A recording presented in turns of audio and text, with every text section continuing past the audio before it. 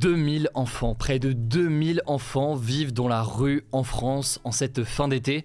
C'est le chiffre alarmant qui a été révélé ce mercredi par UNICEF et par la Fédération des acteurs de la solidarité. C'est une augmentation d'environ 20% en un an. Les organisations annoncent des chiffres qui n'ont jamais été aussi alarmants. Mais alors, comment l'expliquer? On va voir ça aujourd'hui.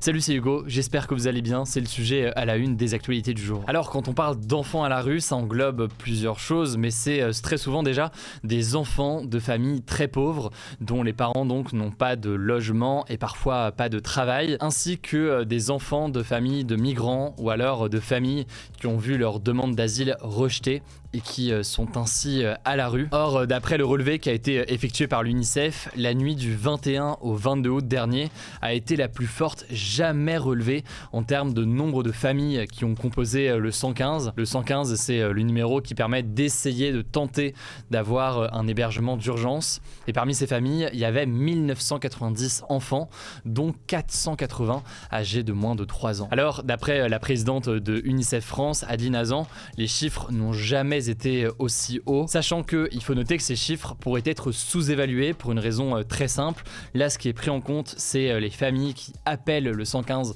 pour tenter d'avoir une place dans ce que l'on appelle des hébergements d'urgence. Or, eh bien, les enfants qui vivent dans des bidonvilles ou dans des squats appellent quasiment jamais le 115, de la même façon donc pour certains mineurs qui sont non accompagnés. Et puis, il y a toute une partie de personnes qui n'appellent plus le 115 par désespoir, parce qu'ils savent qu'il n'y a plus et pas assez de place pour eux. Les chiffres sont donc alarmants, mais comment expliquer une telle hausse du nombre d'enfants sans abri? Déjà, en ce qui concerne les enfants de familles très pauvres, il y a un élément déjà très important qu'on peut noter, c'est la question de l'inflation, donc de la hausse générale des prix. Ces 2 dernières années, ça a pu avoir un impact sur les familles les plus pauvres et les pousser à la rue. En effet, certaines familles peuvent se retrouver à ne pas pouvoir payer leur logement et leur loyer.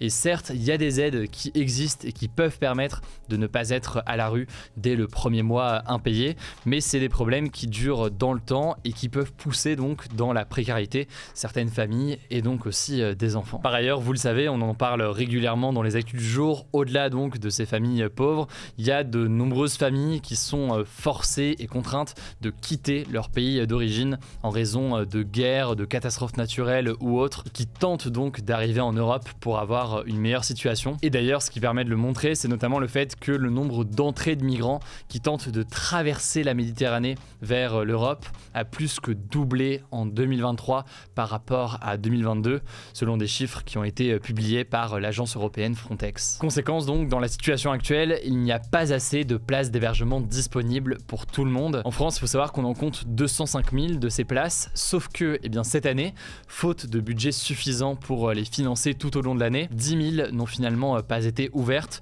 Ça porte donc le nombre à 195 000. Et c'est une situation donc qui est particulièrement difficile alors que la rentrée débute dans quelques jours. L'AFP, dans une interview parue notamment dans le magazine Le Point, relaie par exemple ce témoignage de Marie qui a 12 ans, elle fait sa rentrée en 5e cette année et elle confie donc son stress et le sentiment de honte qu'elle ressent alors qu'elle dort depuis fin juin dans un gymnase à Lyon avec sa famille. Elle dit, je cite, « À mes copines, je ne leur ai rien dit, j'ai trop peur du jugement, c'est très dur à vivre ». Vous pouvez retrouver l'article directement en description. En tout cas, ce qui est sûr et ce que montre notamment une étude qui a été publiée par l'UNICEF et par le SAMU social de Paris en 2022, c'est que eh bien, ces enfants sans abri se retrouvent dans une situation où leur santé mentale évidemment est durement affectée. Les organisations et les assos appellent donc à mettre davantage de moyens en œuvre pour ouvrir notamment davantage d'hébergements d'urgence. Les assos demandent notamment de rectifier le budget dès maintenant pour maintenir les 205 000 places d'hébergement d'urgence et ensuite en 2024 de faire en sorte qu'il y en ait davantage. Enfin, dernier élément qui devrait faire beaucoup de débats dans les prochains jours, on en a déjà parlé là aussi dans les actus du jour, que ce soit sur YouTube ou alors en version podcast audio, le gouvernement et notamment le ministre de l'Intérieur Gérald Darmanin prépare un projet de loi sur l'immigration. Il faudra donc voir ce qui est prévu dedans et l'impact éventuel forcément pour ces familles de migrants. On en reparlera beaucoup plus en détail, en tout cas ça me semblait important d'en parler. Courage à toutes les personnes qui vivent ou qui connaissent des personnes qui vivent dans cette situation.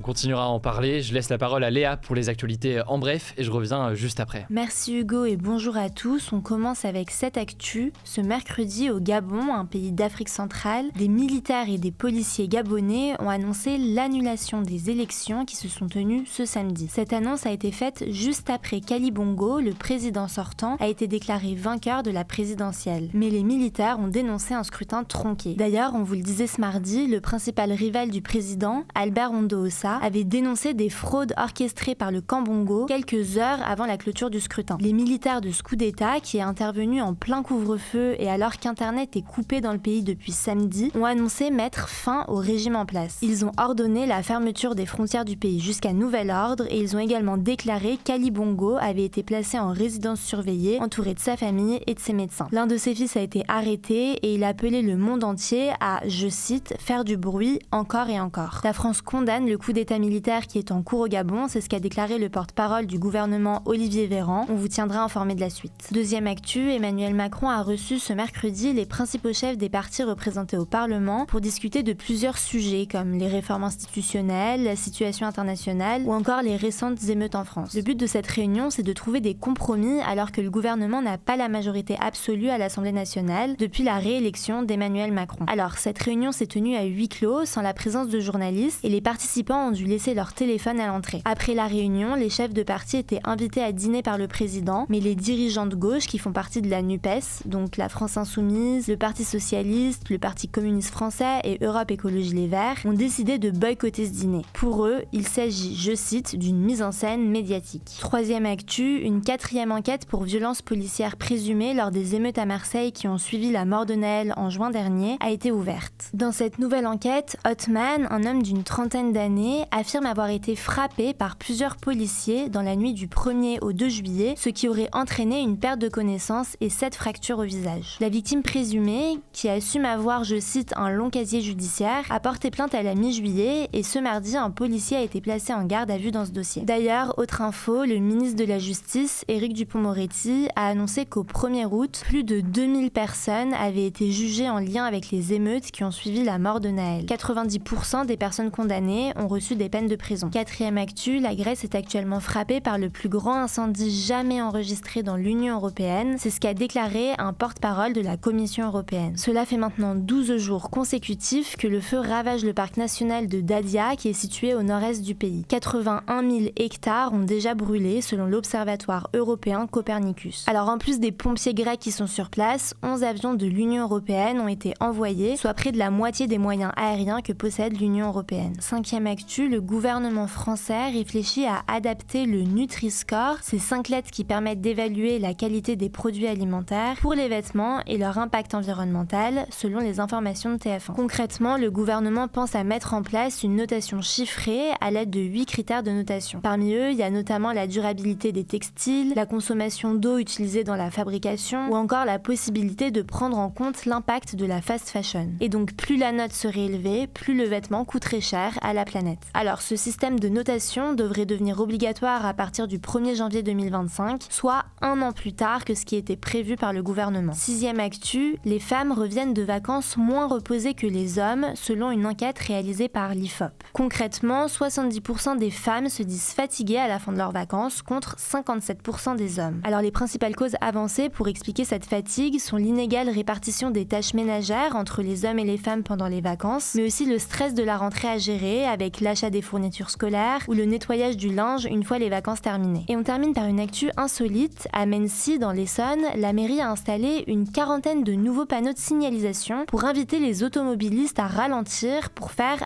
attention aux animaux. Sur ces panneaux, on voit donc par exemple des hérissons, des chevaux ou encore des chats en balade. À noter que la ville de Mency dispose du label Ville Amie des animaux, une distinction qui récompense les communes qui œuvrent en faveur de la protection des animaux de compagnie contre la maltraitance et l'abandon. Merci beaucoup Léa, il n'y avait pas de débat hier, mais il y a un petit débat aujourd'hui. Êtes-vous favorable à la mise en place d'un Nutri-Score pour les vêtements? Ça se passe directement donc dans l'onglet communauté. Je le rappelle, ce format des actus du jour est aussi disponible en version podcast audio. Vous tapez Hugo Décrypte sur Spotify, Apple Podcast ou autre, vous allez pouvoir le retrouver. Prenez soin de vous, prenez soin de nos proches et puis je vous dis à demain pour une nouvelle vidéo.